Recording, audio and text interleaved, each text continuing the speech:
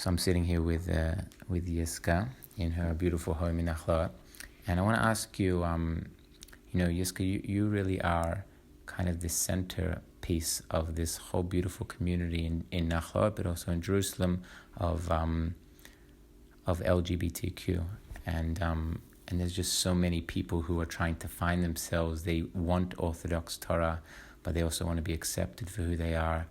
And from the majority of people, they just, they can't go together, and they can't accept these two very complex parts inside of themselves, ne'emanut, loyalty to Torah and tradition, but also ne'emanut, loyalty to themselves and the way they feel Hashem made them.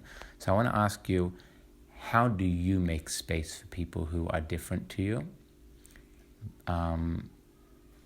But at the same time, be loyal to these ancient Jewish values. How do you create that space? Because the majority of people feel like they can't make that space. So I feel like you have some, incredible experience in this field, because you make space for so many different types of people. Haredi, religious Zionist, one Orthodox, Reform, Conservative, Orthodox, gay, straight.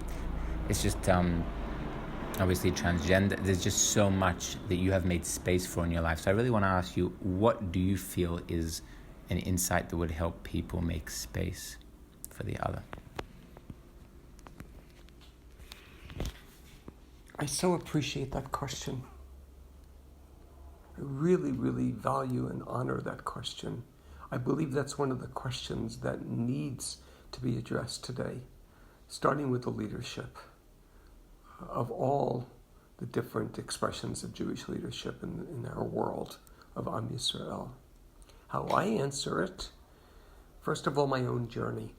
I do believe, having been born with gender identity dysphoria, and finally I'm what's called a late bloomer, addressing it responsibly and asking Hashem to guide me, my own transition was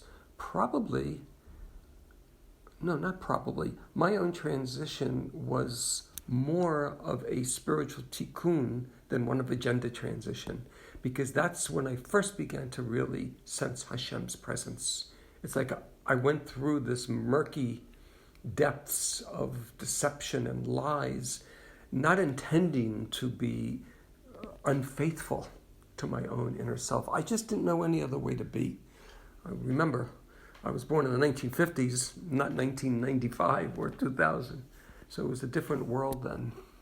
But what my journey has allowed me to do, and this is why I so honor my journey and see it as a part of a divine plan, it's allowed me to see all different kinds of people, and I see their struggles in their journey to be true to themselves, without me having to. It's not a matter of me agreeing or understanding or being sensitive. It's not about me at all.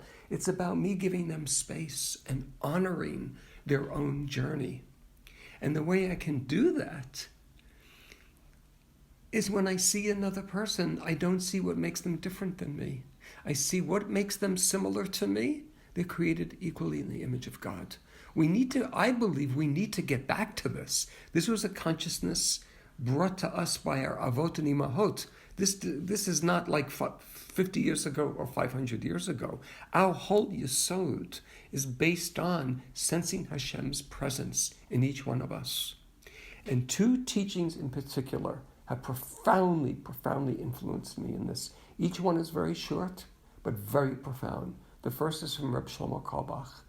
He said, every time you see someone that's different than you externally, that's Hashem's way of saying your next growth, your next tikkun.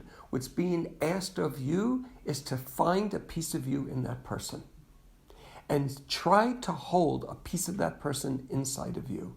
None of us will duplicate each other. Not all of you in me and all of me in you. There's only all of me and all of me.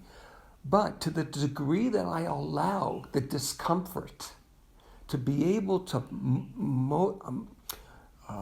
motivate me, because I believe it's divine providence that I'm encountering you, so therefore, if it's divine providence, Hashem is giving me the inner resources.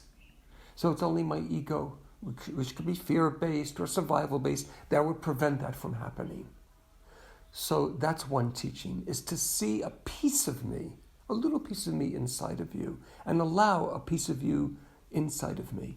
The second teaching is from Rabbi Landis, and he was quoted at not the most recent, but the one before, when he gave smicha to 21 musmachim and musmachot in Yedidia that evening, and he was quoted to have said by a student of his who he gave smicha to years before, who flew in to Yerushalayim to give the key address, that Rav Landis told him that I bless you as you go out into being a leader, that may anybody in front of you, everyone in front of you, always be more important than your ideas within you.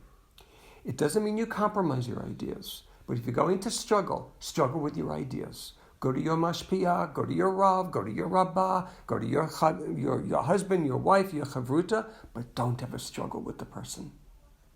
Don't ever struggle with the other person, because again, that's divine providence. You're supposed to be panim lefanim, face to face with that person, whatever it means. So it causes discomfort. Welcome to growth.